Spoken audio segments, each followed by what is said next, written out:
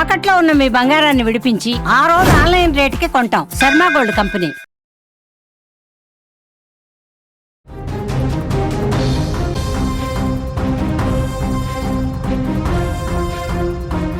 పశ్చిమాసియాలో నెలకొన్న ఉద్రిక్తతలతో బంగారం ధరలు గత వారం రోజులుగా భారీగా పెరిగినటువంటి సంగతి తెలిసిందే. ఇరాన్ యుద్ధం ముగింపు దశకు చేరుకుందన్న ప్రకటనలు వచ్చినప్పటి నుంచి లేదా యుద్ధం నుంచి ఉపశమనం లభిస్తుందన్న సంకేతాలతో బంగారం ధరలు దిగి వస్తున్నాయి.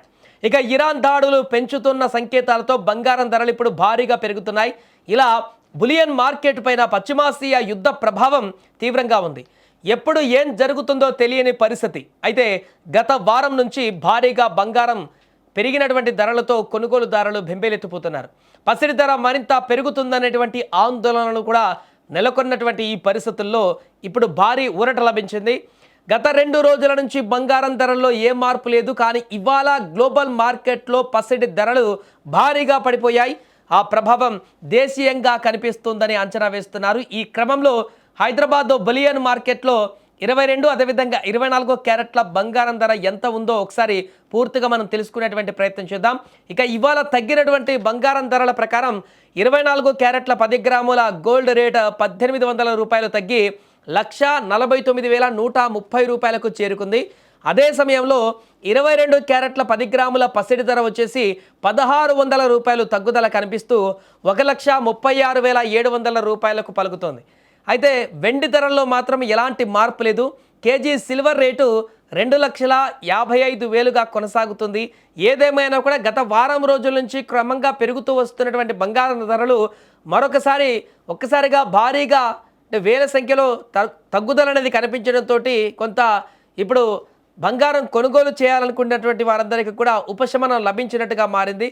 మరి ఇది ఇలాగే తగ్గుదల కనిపిస్తుందా, లేదంటే ఈరోజు రేపటి వరకే ఇలాంటి పరిస్థితి ఉండి మరలా పెరుగుదల ఉంటుందా అనేటువంటిది మాత్రం పశ్చిమాసియాలో నెలకొంటున్నటువంటి, అంటే గత కొన్ని రోజుల క్రితం అయితే పశ్చిమాసియాలో నెలకొన్నటువంటి పరిస్థితులకు బంగారం ధరల పెరుగుదలకు అసలు సంబంధం లేకుండా కొనసాగింది.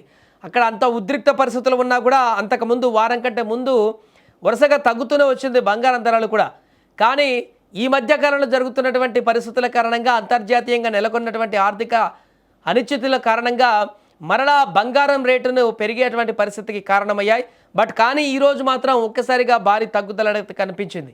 మరి మంగళవారం ట్రంప్ ఇరాన్ పైన భారీ యుద్ధ వాతావరణానికి సంబంధించినటువంటి హెచ్చరిక జారీ చేశారు. కాబట్టి అది కనుక జరిగితే పెను ఉపద్రవంగా మారేటువంటి అవకాశం ఉన్న నేపథ్యంలో ఆ తర్వాత బంగారం వెండి ధరలపైన దీని ప్రభావం ఏమైనా పడుతుందా, లేకుంటే దీనికి సంబంధం లేకుండా ఈ యొక్క గోల్డ్ సిల్వర్ రేట్ అనేది ఇదే రకమైనటువంటి పరిణామంతో తగ్గుదల కనిపిస్తుంది అనేది వేచి చూడాలి. ఏదేమైనా ప్రస్తుతానికి తగ్గినటువంటి ఈ యొక్క బంగారం ధరల తగ్గుదలతోనైతే సామాన్య మధ్యతరగతి ప్రజలకైతే కొంత ఉపశమనం లభించినట్లయింది.